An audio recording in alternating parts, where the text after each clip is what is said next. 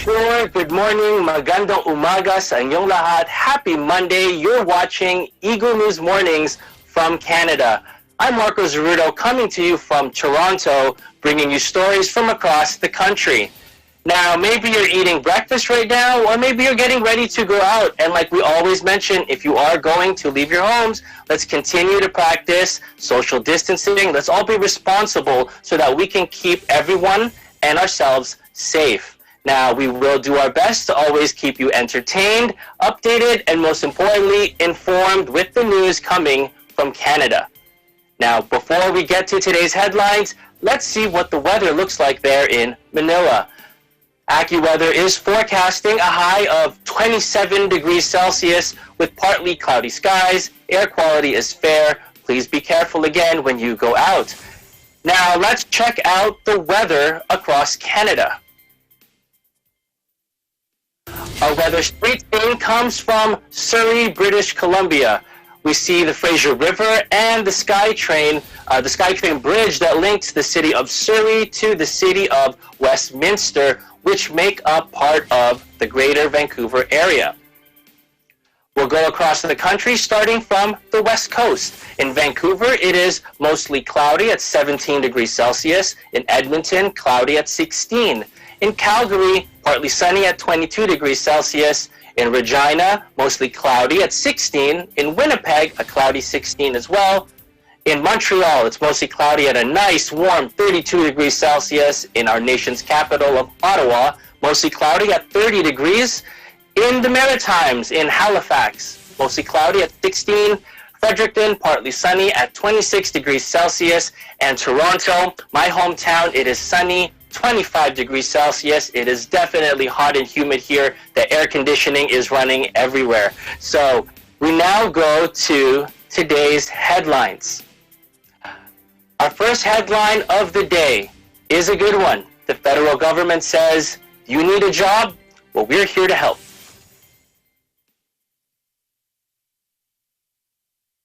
Announced a $9 billion plan to help students and recent grads get through the crisis. An important part of this plan was to create jobs for young people in sectors that need an extra hand, and today I have some good news to share. We're creating 500 green jobs and training opportunities for young people in STEM, in the energy, forestry, mining, earth sciences, and clean technology sectors. Ranging from 6 months to a year in length, these internships will give young people invaluable work experience and the chance to explore careers in the natural resource sector.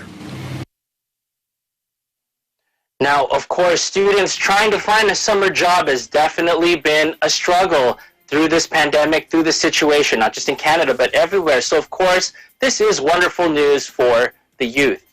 Now, in his press conference, he also talked about updating all Canadians with help from the federal government to the provinces. He updated Canadians on the ongoing talks with the provincial government and how measures recently announced can, should, and will be used.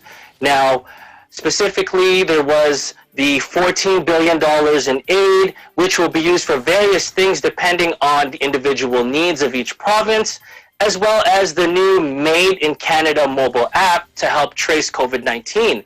Now, that app, he said, will be available for all Canadians and will be launched soon. This was the 14th meeting of the federal government and the provincial government.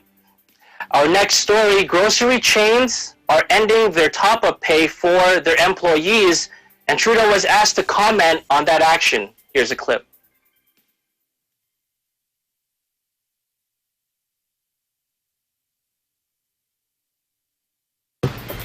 We have proposed $14 billion to ensure that every Canadian right across the country feels that there is a safe restart going on around them and that they are properly supported. That means things like ensuring adequate supplies of personal protective equipment, both in businesses and in the regions, in the provinces. It means understanding that childcare, which is going to be so important as people go back to work, particularly with fewer summer camps and possible disruptions in schools as well, that people can have places to send their kids where they're safe. Well, childcare is going to require more spaces, more rooms, more space, different modifications, which will cost more money. So we want to be there to help that. We recognize municipalities are taking on extra expenses to offer the same reliable services needed, whether it's in community centers or day camps or frontline supporters. These are the things that actually matter to a safe restart, and we want to make sure that every province and territory across the country is able to offer a level of protection to all Canadians that is essential not just for the health side of things, but for the restart of the economy. As we've said from the beginning of this pandemic, the people who step up in the midst of the most serious times to ensure that Canadians can still put food on the table, that they get the deliveries they need, that shelves are stocked, that Canadians continue to be safe and fed, are heroes of this pandemic, every bit as much as our frontline health workers and emergency responders.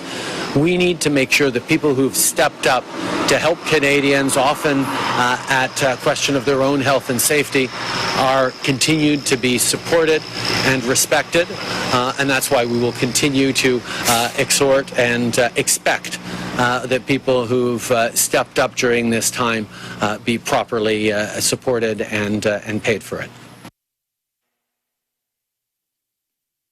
Now, as you can see, Justin Trudeau did say that these are heroes, so he does expect everyone who have put themselves out there as frontline workers during this pandemic should be thanked, and they should be recognized for the work that they do, not only to keep us all safe, but to make sure that the economy continues to keep going. Now, this was, of course, about an extra $2 to $4, depending on the workplace, with its purpose being a thank you. So hopefully this is something that will be addressed, and we will update you as more news to come. Now, that first part of that video that you saw was Justin Trudeau commenting on how exactly the $14 billion that the federal government would like to give to the provincial government will be used. He wants to make sure that it is appropriately used, and that was his response. He further went on and he said he expects that the funds will be able to help maintain adequate supplies, and that those adequate supplies are used properly. And like you mentioned earlier, with regards to specifics, because each province has different needs, those discussions are ongoing. Now, according to the Canadian press, some good news for the military. The troops used to help the long-term care, LTC, situation in Quebec and in Ontario are going home. In early April, the Canadian military was deployed to help a number of long-term care homes to help fight the outbreak of the pandemic in the various facilities where it was needed. Now, a report came out from this mission, and various lawsuits now and investigations are now underway as to how the long-term care operations in these homes are what they are, what exactly is going on. About 1,000 troops were deployed initially, and though most are heading home, which is great, especially on Father's Day, the military said that they will remain ready should they be needed. Now, Toronto is optimistic to be part of Phase 2 in Ontario. Here in my home city of Toronto, our mayor says he's optimistic that Toronto will be, hopefully, a part of the Phase 2 opening sometime this week, maybe Friday. Ontario has announced that Ontario can begin and has begun Phase 2, but only in certain parts, certain regions. And the GTHA, or the Greater Toronto Hamilton area, I should say, is yet to be one of those areas. Now, Ontario does have a 3-phase system in place, and what Phase 2 means for Ontarians looks like this. When it comes to, let's say, public and social gatherings was limited to 5. Now it is expanded to 10. When it comes to places of worship are now allowed to reopen, but there are certain rules and guidelines. Only 30% capacity for once. For starters, there will be guidelines given from the province for not just those entering the facilities, but for those running the facilities as well. And we have to make sure that proper distance, social distancing, and all the rules should always be followed at all times. Now, when we talk about, let's say, retail, food, and personal services, let's say you want to get a haircut. I know I need a haircut soon. Those are open now. Hair services, hair salons, beauty salons, parlors, diet centers, things that we need for personal services are allowed to open, but they have to make sure that they follow proper protocol. What does that protocol mean? It means those who are working need to always wear a face mask and whatever other personal protective equipment or PPE is needed based on the services that you're providing. If for some reason they are not able to open up a place where they cannot follow all the guidelines, of course, they will, at the minimum, all patrons should wear a face mask. But as much as possible, do your best to follow all the guidelines, because there will be inspectors checking and making sure that the rules are being followed. Now, when we talk about other businesses that aren't open, now you have places like steam rooms or saunas and bathhouses. Those things have to remain closed. And if you are going to have these personal services provided, the government does say, if possible, do it by appointment, just so that we avoid crowding at the front, we avoid people gathering when they shouldn't be, and of course, we open the economy, but we open it safely. Now, with all of this hot weather, everyone is sweating, the AC is running at home, the AC is running in the car, maybe you just want to get out, but you don't want to go to the park, there's too many people, and it's so hot. Well, shopping malls are allowed to open as well, but of course, there are rules. Now, some of the rules that are being given to shopping malls are food services and restaurants with mall entrances. They can open if there is, if they're only allowing takeout or delivery. Entertainment, like the theaters or other like water parks, if those malls have it, they are not allowed to open. And of course, extra security needs to be there. They want to make sure all the doors have temperature checks, and they want to make sure that even hours are open so that cleaning services are allowed, so that everything is clean for everyday use. So hopefully with some of these guidelines that I just mentioned and with other guidelines, Ontario will be opening slowly, gradually, safely, but Ontario is on its way to opening fully, and doing our best to make sure that we are responsible in doing so. Now, still to come, we will talk about NBA predictions for the season. You are watching Eagle News Mornings from Canada.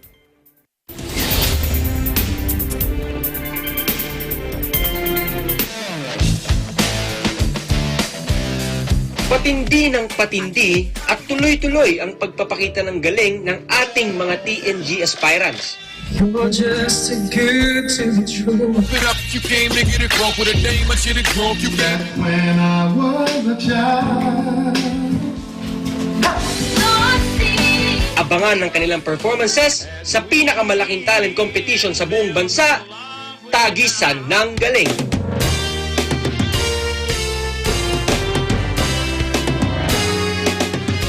Tagisan ng Galing is presented by SMC Infrastructure, building a better world. Sanmig sugar-free white coffee, puno ng white coffee taste without the sugar, kaya lower calories. Try mo na Sanmig sugar-free white coffee. Sarap ng white coffee, now sugar-free.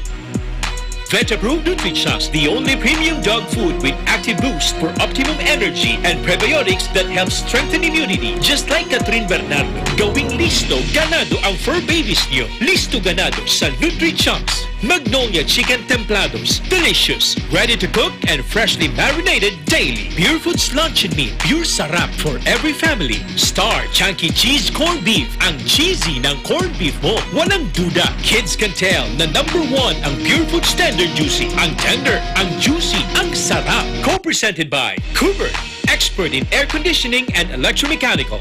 Also engaged in structural, electrical, fire protection, plumbing, and sanitary services. Cooper, your ultimate MEPS and air conditioning solutions. Unlad Incorporated International, fight against global poverty. New San Jose Builders Incorporated. Canrib Corporation, your ventilation and air conditioning specialist. Vita Herbs Philippines Green Coffee, masarap, mabango, at healthy pa. Puerto Rico Resort and Convention Center, Cabiao, Nueva Ecija. I love Puerto Rico. In participation with Rain or Shine Elastomeric Waterproofing Paint, Matinco, R Square Variables Incorporated, Compizel Enterprises, Saisho International Trading Corporation, DN Steel, EMAC UPB Roof Corporation. Hey, Gretchen Ho here, and I'm a white coffee lover. Creamy kasi, and very yummy. Pero mas masarap kung hindi nakaka-guilty. Check my new discovery, Sandwich Sugar-Free White Coffee. Puno ng white coffee taste without the sugar, kaya lower calories. Try mo na! Sandwich Sugar-Free White Coffee. Sarap ng white coffee, now sugar-free.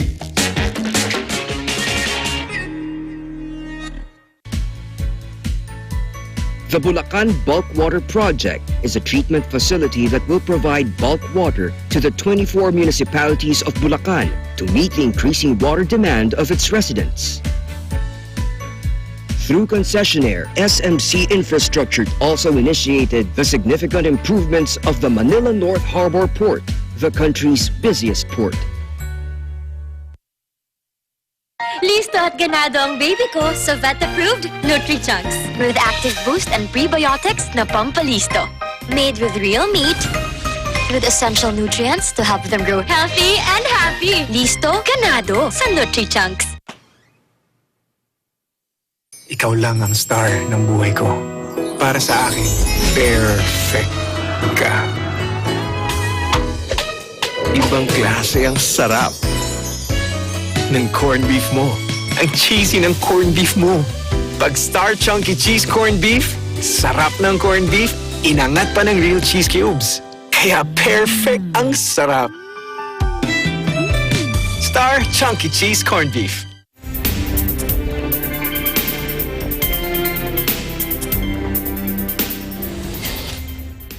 Welcome back. This is Eagle News Mornings from Canada. I'm Marco Zeruto. Now, here to make her predictions for NBA Rookie, Coach of the Year, and MVP is none other than our EBC New York correspondent, Tenny Sumage. Tenny, how are you? Where is, what can you tell us? Good morning, Marco. Well, it's that time of the year. Usually around this time is the NBA draft. And unfortunately, because of the COVID pandemic, that will be postponed until October. So I'm here to make some predictions, starting with Rookie of the Year. Okay, well, when it comes to Rookie of the Year, it looks like it might be Zion Williamson. What exactly do you think is what's going to happen with, the lockdown that's happening right now and the players not being able to play? Is Zion Williamson the go-to Rookie of the Year? Well, last year, when Zion Williamson was drafted, he was the most hyped-up draft player since LeBron James in 2003. Has he met those expectations of being the future NBA superstar? Well, he's been out for 44 games, but for the last 19 games prior to the lockdown of the NBA, he's been averaging 23.6 points per game, averaging 6 rebounds and 2 assists, which is phenomenal for a rookie. But because he missed so much time due to his injury, there's just more rookies that have stepped up in their game, such as Kendrick Nunn from the Miami Heat, Kobe White from the Chicago Bulls, and Canadian-born player Brandon Clark of the Memphis Grizzlies. However, my choice for Rookie of the Year will happen to be the second overall draft pick of last year is Ja Morant of the Memphis Grizzlies. Morant has proven to be an elite point guard, averaging 17.6 points per game and 3.5 rebounds and 6 assists. And the Grizzlies, surprisingly, are a playoff contending team. They currently sit 8th in the Western Conference with a record of 31-30, thanks to the leadership of Morant. So he's my choice for Rookie of the Year over Zion Williamson. That seems to be a very bold prediction, Tenny, because Zion got all the hype when he got drafted, and of course now with I think it was the PS5 launch, he's one of the main faces that they're launching. And if you're saying it's going to be a different Rookie of the Year, That's a big statement, and I guess we'll wait and see if your prediction is right. So how about my fellow Canadian, RJ Barrett? How did the Maple Mamba fare in the Big Apple? Is it true that you asked RJ if he is a better player than Zion? Actually, what I asked him was because Zion Williamson was his college teammate at Duke for the Duke Blue Devils. I did ask him last year if Zion was an overrated player. Let's take a look at that clip.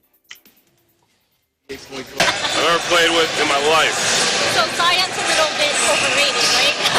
No, he's Cam's the man, right? Cam, just look at him. You can just tell.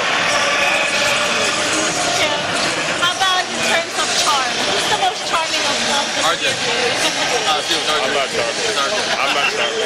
Okay, that's actually, he's charismatic. You're the charming one. You're the charming one. Alright, so take the charming one, the caring one, and I'm the goofy one. I'm the goofy one. He's a real trip, that RJ Barrett. He's actually well loved in New York. His mom's from Brooklyn. And the media hasn't mistreated him yet. But RJ Barrett, I would say he's had a decent rookie season. I'm looking forward to what he can bring to the New York Knicks if the Knicks take good care of him. All right. Well, I mean, we all, of course, as a fellow Canadian, we do want RJ Barrett to do well. He's always got I'm sure he's got some great hockey skills too. Madison Square Gardens is the home of the Rangers there, so I'm sure we'll be seeing him in those home games as well. Let's move on for your choice for Coach of the Year. Right now, as it stands, who is the front runner in your opinion? I have 4 choices, Marco. Wow, okay. Yeah, 4 choices. Probably more, but I had to narrow it down to 4. Usually the NBA chooses 3, but I have 4 choices. And the coaches, they're the unsung heroes of the game. They're the ones that have to stay up late to figure out the X's and O's and deal with the egos and the player distractions off the side distractions. So you have to root for the coaches. So let's first start with Mike Budenholzer of the Milwaukee Bucks. He's the current Coach of the Year. No one has, in NBA history, has won 2 consecutive Coach of the Year awards. He could be the first. And if he does win, he will join Don Nelson, Pat Riley, and Greg Popovich as the only coaches to win 3 Coach of the Year awards. Is he a front runner? Yes, because look at the Bucks. They're more dominant than they were last year, but there's just other coaches who have proven to earn this award. Now, let's look at Kuya Eric Spoelstra. I'm biased because not only does he have Filipino, he's from Laguna. All right, so we have your top pick, it seems, right? Yeah, but a cool factoid that I just learned is that Kuya Eric has never won Coach of the Year. He has 2 NBA titles with the Miami Heat, yet he hasn't won that award. And he's done a phenomenal job coaching this team led by Jimmy Butler. And you got to give kudos to the 2 rookies, Nunn and Tyler Herro, and he produced 2 All-Stars in Butler and Bam Adebayo. So, well, I mean, those are 2 that you mentioned. How about Frank Vogel?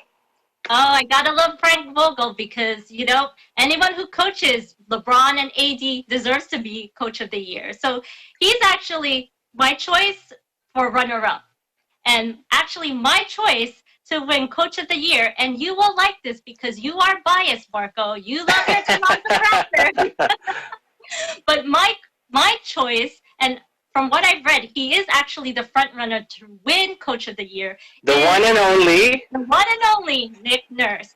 What's impressive about his coaching this year is that he's met bigger expectations. A lot of media have shut out the Toronto Raptors just because Kawhi has signed off with the Clippers, but they've proven to still be up on top. They're still the best team in the Atlantic Division. They went on a 15-game winning streak. And that's because the mastermind of Nick Coach. He's just proven that he will become an elite coach and he deserves this award this year. Well, I ain't going to argue with that, but let's talk about our next award. How about the MVP? Who is your MVP for this season? I want to know your opinion first before I share my opinion. I've always liked Muggsy Bogues, or Patrick Ewing was always a great choice. I think there was Larry Bird. I think he was all right for a couple years. Okay. What do you think, Tenny? This year, though, I think I'll leave it to you. Who do you think is the MVP for this season? I love Patrick Ewing too, the great Nick, of course. He's always my favorite. But we're talking about 2020, right? So I have 3 choices. Let's talk about Luka Doncic, the Slovenian sensation. He has proven to be one of the best point guards, and he's only a sophomore. He's the current Rookie of the Year. He has the most leading triple doubles in the league, and he's averaging almost 29 points and I would say 9 rebounds and 8 assists, or it might be switch. I'm sorry, but he is phenomenal, dazzling on the court, dazzling Dallas. I would say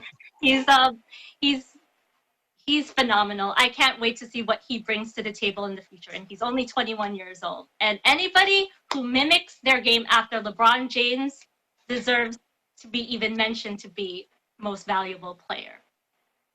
Speaking of the king, he's actually my choice to win. I was going to say Rookie of the Year.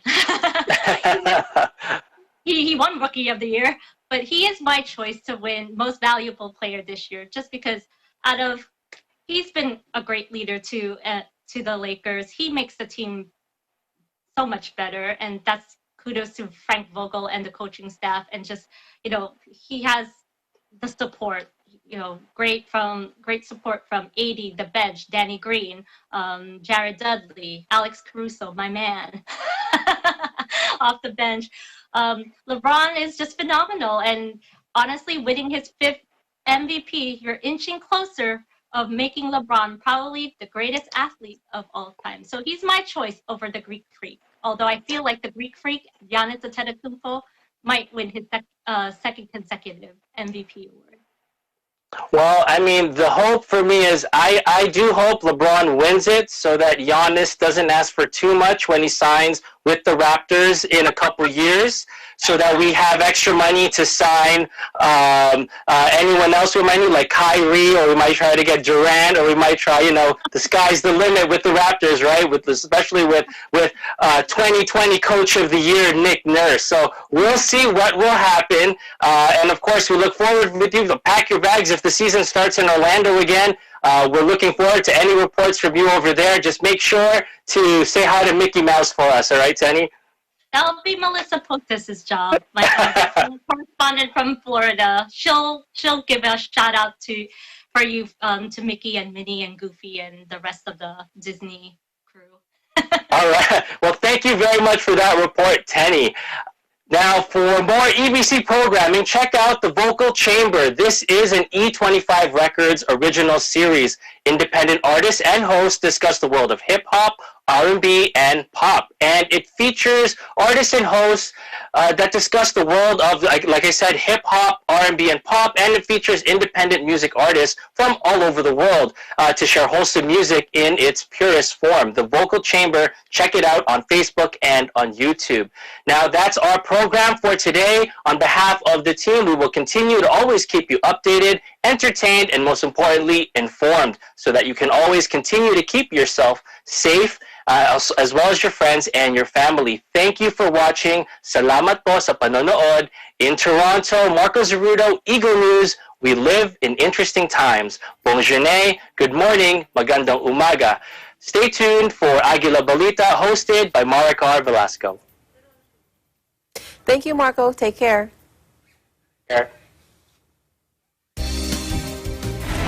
Na ang mga pangunahing balita sa loob at labas ng bansa. Tinagid at kinalap ng Agila News Team. Agila Balita.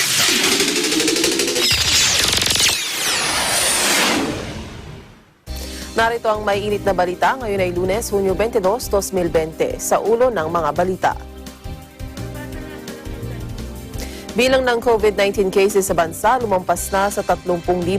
DOH nakapagtala ng 653 bagong kaso ng COVID-19. Mga modern public utility jeepney simula ng pumasada ngayong araw sa 15 ruta sa Metro Manila. Ring of Fire solar eclipse na saksihan sa iba't ibang panig ng mundo. At sa ating balitang abroad, Spain binuksan na ang kanilang border sa France matapos luwagan ang ipinapatupad na virus restrictions. Ako ang inyong magiging tagapaghatid balita. Ako po si Maricar Velasco. Sa detalye ng mga balita, simula ngayong araw, pinapayagan na ng Land Transportation Franchising and Regulatory Board o LTFRB ang mga modern public utility jeepneys na makabiyahe sa 15 ruta sa Metro Manila. Sa isang memorandum circular na may petsang June 19, 2020, sinabi ng LTFRB na ang mga modern PUJs o mga nakatugon sa mga requirement alinsunod sa Omnibus Franchising Guidelines ay pinapayagan ng pumasada. Ayon sa LTFRB, ang pagbabalik ng modern PUJ operations sa Metro Manila at sa mga karatig probinsya ay unti-unting ipatutupad. Samantala, narito ang mga ruta sa Metro Manila na pinapayagan ng bumiyahe ang mga OFG-compliant modern jeepneys. Novaliches to Malinta via Paso de Blas, Bagong Bayan Taguig to Pasig via San Joaquin, Fort Bonifacio Gate 3 to Guadalupe, Market ABC Loop Service, Pandacan to Leon Ginto, Quezon Avenue to LRT 5th Avenue Station, Cubao Diamond to Roses Super Palengke, EDSA Buendia to Mandaluyong City Hall via Jupiter Rockwell, Divisoria to Gasak via H. Lopez, Punta Quiapo via Santa Ana, Boni Pinatubo to Stop and Shop vice versa, Boni Robinson's Complex to Calentong JRC vice versa, Nichols to Vito Cruz, Philinvest City Loop, Alabang Town Center to Ayala Alabang Village, Vito Cruz Taft Avenue to PITX Loop Service, at samantala sa Hunyo 24 ay pinayagan na rin ng LTFRB na pumasada ang mga modern jeepney sa mga sumusunod na ruta. Bagong Silang to SM Fairview, Malanday to Divisoria via MH Del Pilar, Parang Marikina to Cubao, Eastwood Libis to Capitol Commons, Gasak to Recto via Dagat-Dagatan, PITX to Lawton, Alabang to Zapote, PITX to Nichols, PITX to SM South Mall, at sa Hunyo 26 ay papayagan na ring makabiyahe ang mga modern PUJ sa mga sumusunod.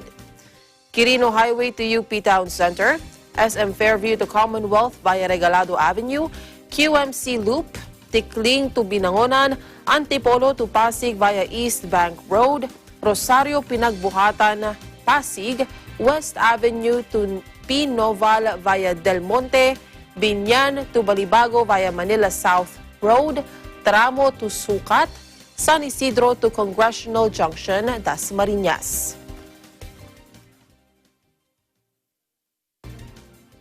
Sa ibang balita, umakyat na sa 30,052 ang kabuang bilang ng COVID-19 cases na naitala sa bansa.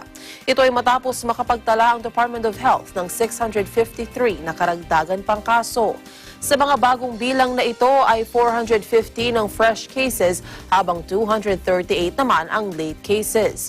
Sa mga fresh cases, 219 ang mula sa National Capital Region, 89 mula sa Region 7 at 107 naman ay mula sa iba pang lugar sa bansa. Sa mga late cases naman, ang 32 ay mula sa NCR, 177 mula sa Region 7 at 29 naman sa iba pang lugar sa bansa. May naitalang na mga 243 na naka-recover mula sa sakit. Dahil dito, umakyat na sa 7,893 ang bilang ng mga pasyenteng gumaling mula sa virus. May 19 namang naitalang karagdagang nasawi dahil sa COVID-19. Nilinaw naman ng DOH na sa 19 na nasawi, ang 15 rito ay binawian ng buhay sa pagitan ng June 13 hanggang June 16. O June 3 hanggang June 16. Sa ngayon, umabot na sa 1,169 ang kabuang bilang ng nasawi sa bansa dahil sa COVID-19. Samantala, nilinaw ng DOH na sa kabuang bilang ng COVID-19 cases na kanilang naitala, isa ang inalis dahil batay sa kanilang beripikasyon ay nadoble. Nakapagtala ang Department of Foreign Affairs ng 12 bagong COVID-19 cases sa hanay ng overseas Filipinos. Dahil dito umabot na sa 6,140 ang bilang ng mga Filipinong nahawa ng COVID-19 sa abroad. Ayon sa DFA, pinakamaraming naitalang kaso sa Middle East at Africa na may kabuuang 3,944. Samantala, 937 kaso naman na ang naitala sa Europa, 685 sa American countries at 574 sa Asia-Pacific region. Pumalo naman sa 2,851 ang naka-recover sa sakit habang nasa 475 naman ang nasawi. Kaugnay nito, umabot naman sa 49,520 ang mga overseas Filipinos na isa sa ilalim ng DFA sa repatriation mula noong Pebrero. Ipinagutos ni Navotas Mayor Toby Tiangco ang pagpapalawig ng lockdown sa H. Monroy Street sa Barangay Navotas West hanggang sa Miyerkules, June 24. Nilagdaan ni Tiangco ang executive order na nag-aatas ng lockdown extension na naging epektibo kahapon, June 21. Ito ay matapos magpositibo sa COVID-19 ang nasa 49 na residente gamit ang rapid testing, habang ang isang nagpositibo ay sumailalim sa polymerase chain reaction o PCR testing. Aniya, minabuting palawigin ang lockdown para na rin sa kaligtasan at kapakanan ng mga residente sa H. Monroy. Muling nagpaalala si Mayor Tiangco sa mga nasasakupan na seryosohin ang panganib ng COVID-19 dahil pamilya na ang nagkakahawaan. Nitong June 11 pa isinailalim sa lockdown ang H. Monroy Street. Dapat ay noong June 15 aalisin ang lockdown, subalit muling pinalawig ng June 20 at muli na namang na-extend hanggang June 24. Nagbabala ang World Health Organization sa bago at mapanganib na yugto o phase ng COVID-19. Sinabi ni WHO Director General Dr. Tedros Adhanom Ghebreyesus, patuloy ang pagtaas ng kaso ng COVID-19 at ang pinakamataas na nai-report sa loob ng isang araw ay naitala nitong Huwebes na nasa mahigit 150,000 at kalahati sa bilang nito ay sa Amerika. Marami ring kaso ang naitala sa South Asia at Middle East. Sa virtual news briefing mula sa WHO headquarters sa Geneva, aminado si Tedros na bagaman marami sa mga tao ang sawa sa lockdown ay maraming bansa na ang nais buksan ang kanilang ekonomiya ay patuloy pa rin ang pagtaas ng kaso ng coronavirus. Kaya naman ang panawagan ng WHO official sa mga mamamayan maging maingat, mapagbantay at panatilihin ang social distancing. Nanawagan ng Alliance of Concerned Teachers o ACT para matiyak ang kaligtasan at kalusugan ng mga guro dahil kalahati sa kanilang puwersa ang magtutungo na sa mga paaralan kahit na may pandemya. Nagpresenta ang grupo ng Back to Work demands na anilay bigong aksyonan ng Department of Education o DepEd. Kabilang dito ang health check at screening, mass testings, safe and accessible transportation, sanitation at disinfection facilities sa mga paaralan, pagkakaloob ng hygiene kits, laptop at internet allowance, sick leave benefits at medical fund para sa libreng pagpapagamot ng COVID-19 patients. Sinabi ni ACT Secretary General Raymond Basilio, ang kabiguan ng DepEd sa kanilang mga kahilingan ay katumbas na rin ng kapabayaan. Aniya, simula ngayong araw ay nagsisimula na ang mga gurong magtrabaho at mababantad sa mga komunidad na may viral disease. Binigyang diin ni Basilio na mahalaga ang screening at dapat itong gawin ng mga medical practitioner para mabatid kung fit to work ang mga guro. Mahalaga rin anyang sumailalim sa mass testing ang mga guro dahil galing sila sa iba't ibang lugar at mayroong ding medical concerns bukod sa mahihirapang sumakay dahil sa kakulangan ng transportasyon. Isa pa sa idinadaing ng mga guro ang mga paaralan na kulang ang supply ng tubig, magkaroon ng sanitation at disinfection facilities at mabigyan sila ng allowance para sa pagbili ng face mask, hygiene kits at personal protective equipment.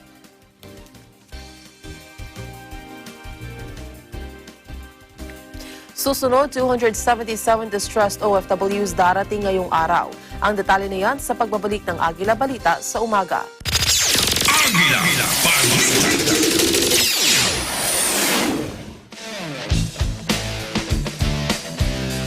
Patindi ng patindi at tuloy-tuloy ang pagpapakita ng galing ng ating mga TNG aspirants.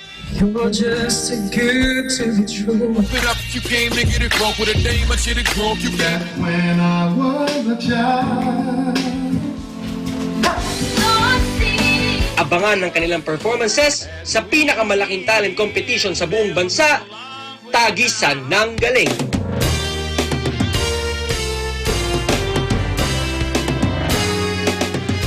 Tagisan ng Galing is presented by SMC Infrastructure, building a better world. Sandig sugar-free white coffee, puno ng white coffee taste without the sugar, kaya lower calories. Try mo na Sandig sugar-free white coffee. Sarap ng white coffee, now sugar-free. Vet-approved Nutrichunks, the only premium dog food with active boost for optimum energy and prebiotics that help strengthen immunity. Just like Catherine Bernardo, gawing listo, ganado ang fur babies niyo. Listo ganado sa Nutrichunks. Magnolia Chicken Templados, delicious, ready to cook and freshly marinated daily. Pure Foods Lunch and Meat, pure sarap for every family. Star Chunky Cheese Corned Beef, ang cheesy ng corned beef mo. Walang duda, kids can tell na #1 ang Pure Foods Tender Juicy. Ang tender, ang juicy, ang sarap. Co-presented by Cooper, expert in air conditioning and electromechanical. Also engaged in structural, electrical, fire protection, plumbing, and sanitary services. Cooper, your ultimate MEPS and air conditioning solutions. Unlad Incorporated International, fight against global poverty. New San Jose Builders Incorporated. Canrib Corporation, your ventilation and air conditioning specialist. Vita Herbs Philippines Green Coffee, masarap, mabango, at healthy pa. Puerto Rico Resort and Convention Center, Cabiao, Nueva Ecija. I love Puerto Rico. In participation with Rain or Shine Elastomeric Waterproofing Paint, Matimco, R Square Variables Incorporated, Compizel Enterprises, Saisho International Trading Corporation, DN Steel, EMAC UPB Roof Corporation.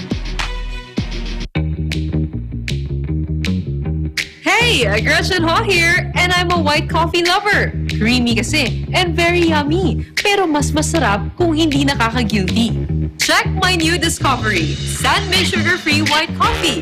Puno ng white coffee taste without the sugar, kaya lower calories. Try mo na! San-made sugar-free white coffee. Sarap ng white coffee, now sugar-free.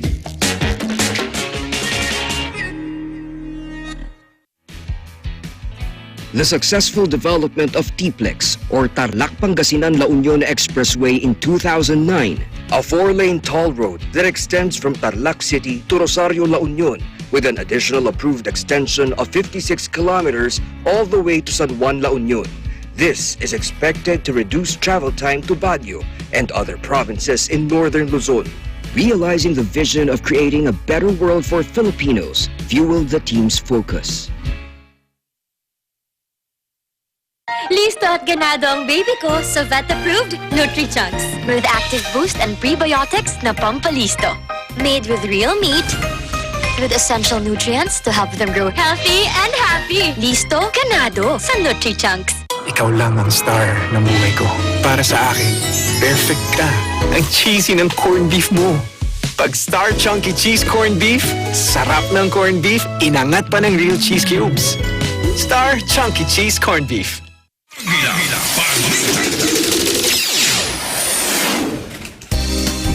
Darating mamayang hapon sa bansa ang panibagong batch ng distressed overseas Filipino workers. Ayon sa Department of Labor and Employment o DOLE, ang 277 distressed OFWs mula sa North Africa ay sakay ng special flight ng Philippine Airlines PR 8131 at inaasahang darating bandang alas 4:40 ng hapon. Bukod sa repatriates, kasamang uuwi ng mga OFWs dependent mula sa Libya, Tunisia at Algeria. Karamihan sa mga ito ay nagtatrabaho sa oil industry at medical establishments.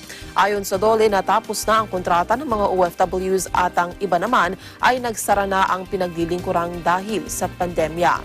Samantala, ipinabatid ni Labor-attached Adam Musa kay Labor Secretary Silvestre Bello III na may special flight team mula sa Libya kung saan isasakay ang mga nasawing OFWs na sina Herminia Sablay Estrada at Galena Deza na kapwa namatay dahil sa atake sa puso sa Libya. Samantala, umapela ang Filipino Army sa mga locally stranded individuals na huwag magpupunta sa paliparan kung wala namang kumpirmadong flights dahil ang mga pasilidad militar na ginagamit bilang pansamantalang matutuluyan ay mabilis na napupuno. Sinabi ni Army spokesman Colonel Ramon Zagala na nasa 364 LSIS ang kasalukuyang nasa military facilities. Kabilang sa inalok ng Army ang kanilang gymnasium, ospital at ilang bahagi ng libingan ng mga bayani sa Taguig City para doon pansamantalang manuluyan ang mga LSIs. Makikipag-ugnayan na rin ang Army sa iba't ibang airlines para mapabilis ang kumpirmasyon ng mga biyahe at makabalik na sa kanilang probinsya sa Visayas at Mindanao ang mga kababayang stranded. Hanggang kahapon, nasa 34 LSIs ang nakabiyahe na subalit may 133 pang ibang pinoproseso ang kanilang flights. Una rito, marami sa stranded individuals ang napilitang manatili ng ilang araw sa ilalim ng Sales Bridge malapit sa Ninoy Aquino International Airport habang naghihintay ng kanilang flights. Malugod na tinanggap ng mga mambabatas mula sa Eastern Visayas ang pasya ng National Task Force on Coronavirus Disease na pansamantalang i-regulate ang Hatid Probinsya Program. Kapwa pinasalamatan ni na House Majority Leader at Leyte Representative Martin Romualdez at Southern Leyte Lone District Representative Roger Mercado si NTF COVID-19 Chief Implementer Secretary Carlito Galvez Jr. matapos pagbigyan ng kanilang panawagan na ayusin ang health protocol sa ilalim ng programa. Partikular dito ang pagtulong sa lahat ng individual, mga turista, estudyante at OFWs na stranded sa Metro Manila dahil sa ipinatutupad na travel restrictions sa panahon ng quarantine. Una rito, sinabi ni Galvez na pansamantala nila nga ayusin ang Balik Probinsya program dahil sa pagdami ng kaso ng COVID-19 sa Eastern Visayas, Lanao del Sur at ilang bahagi ng Bangsamoro Autonomous Region in Muslim Mindanao. Ayon sa kalihim, isinasaayos nila ang proseso para matiyak na COVID-free ang mga stranded individuals at OFW sa kanilang pagbabalik probinsya.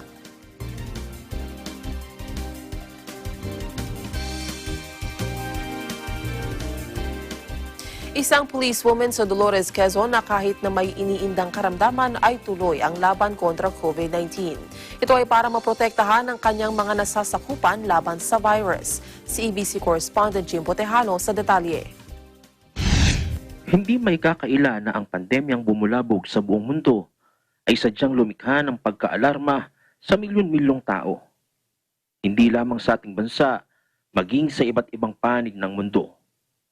Dahil dito, unang humaharap sa paglaban sa nakamamatay na sakit o ang Coronavirus Disease 2019 ay ang mga bayaning frontliners, gaya ng mga doktor, nurses, AFE, PNP at iba pang mga personalidad sa national at local government. Subalit sa kabila ng pandemyang dinaranas ngayon ng bansa, isang police corporal ang lumalaban sa COVID-19 pandemic kahit na may iniindang karamdaman. Siya si Police Corporal Catherine Guse, 29 anyos, at magwawalong taon na sa serbisyo bilang isang pulis at ika-6 sa 10 magkakapatid sa kanilang pamilya. Ayon kay Corporal Guse, siya lamang ang inaasahan sa pamilya lalo ngayong panahon ng krisis. Kung kaya't sa kabila ng kanyang iniindang sakit, patuloy siyang nakikipagsapalaran sa kalaban na hindi natin nakikita o ang COVID-19. Kwento pa ni Guse, mula nang mag-lockdown ay hindi pa rin niya nakikita ng personal ang kanyang mga kapatid dahil sa pandemic. Tanging sa social media na lamang anya nakakausap ang kanyang mahal sa buhay, maging ang kanyang kasintahan. Subalit sa kabila ng lahat, iniisip na lamang niya ngayon ay ang sinumpaan niyang tungkuling maglingkod at protektahan ng kanyang bayan bilang isang policewoman. Inspirasyon niya ang kanyang pamilya, maging ang kanyang mga kasamang pulis na nakikipaglaban sa virus. Kung kaya't paalala niya sa publiko, matutong sumunod sa mandato ng gobyerno o sa health protocols ng DOH, gaya ng pagsusuot ng face mask, pagsunod sa social distancing at pamalagi ang paghuhugas ng kamay upang maiwasan ang local transmission ng virus o ang COVID-19. Anya pa, iingatan nila ang buhay ng bawat tao, kaya't ingatan din ang mga frontliners. Sa madalit salita, magtulong ang sugpuin ang COVID-19. Para sa Eagle News, Jimbo Pahano, Willie, ang Interesting Times. Makakauwi na sa kanilang mga pamilya ang 151 OFWs na nagmula sa United Kingdom at Middle East matapos na makarecover sa COVID-19 sa We Heal as One Center sa Philippine Arena ng Iglesia ni Cristo. Nanguna sa send-off ceremony si Health Secretary Francisco Duque III at National Action Plan Against COVID-19 Deputy Chief Implementer Secretary Vince Dizon. Maging si Overseas Workers Welfare Administration Chief Hans Leo Cactac, Bureau of Quarantine Director Roberto Salvador at Maligaya Development Corporation COO Attorney Glicerio GP Santos IV na siyang nangangasiwa sa Ciudad de Victoria. Itinayo ng pamahalaan ng We Heal as One Center sa Philippine Arena sa tulong na din ng Iglesia ni Cristo upang makatugon sa COVID-19 emergency response. Ayon kay DOH Secretary Francisco Duque, nagpapasalamat sila at makakauwi na ang mga OFWs sa kani-kanilang mga pamilya. Saludo din anya ang kalihim sa mga medical frontliners na nag-alaga sa mga nasabing OFWs. Inihatid ang mga OFWs sa kani-kanilang mga terminals at lugar na uuwian sa pamamagitan ng libreng transportasyon mula sa gobyerno. Nagpapasalamat din si Deputy Chief Implementer National Action Plan Against COVID-19 Secretary Vince Dizon sa naging kooperasyon ng mga OFWs. Anya'y hangad nilang makauwi sa kani-kanilang mga pamilya ng ligtas ang mga OFWs. Mga pangyayari sa labas ng bansa. Balitang Abroad.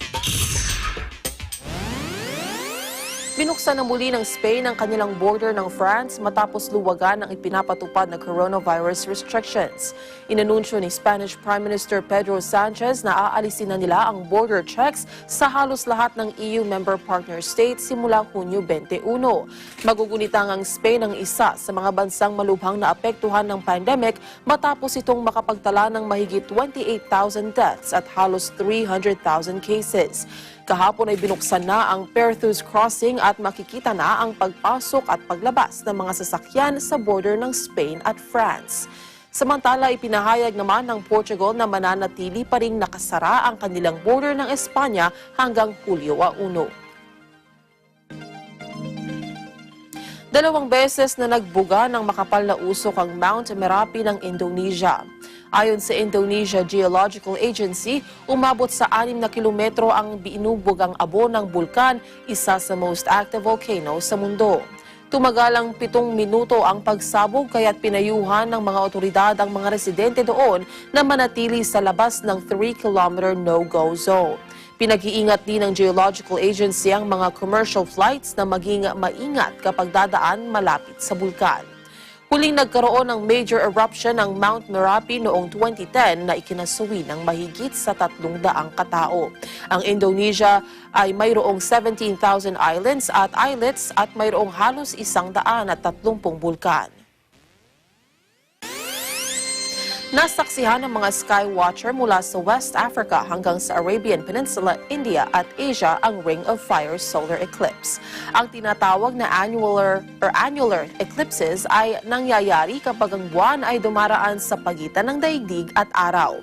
At dahil hindi naman ito lubhang malapit sa ating planeta para tuluyang dumilim, makikita naman ang manipis na ring ng solar disk. Ang Ring of Fire solar eclipse ay nangyayari kada taon o tuwing ikalawang taon. Unang nakita ang Ring of Fire sa Northeastern Republic of Congo ilang minuto pagkatapos sumikat ang araw o 5:56 a.m. local time. Naitala sa lugar ang blackout na tumagal lang 1 minute at 22 seconds. Bukod sa Africa at Asia, ang maximum eclipse na may perfect solar halo sa paligid ng buwan ay nakita sa Uttarakhand, India malapit sa Sino-Indian border bandang 12:10 p.m. local time. At yan ang naging kabuuan ng ating may init na balita. Sa pangalan ng ating mga kaagapay, si Eagle News Service, ako po si Maricar Velasco and we live in interesting times.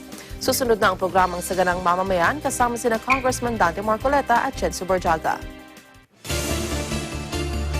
Sumainyo ang mga balitang kinarap, maingat na isinulat at inihanay ng Eagle News Service.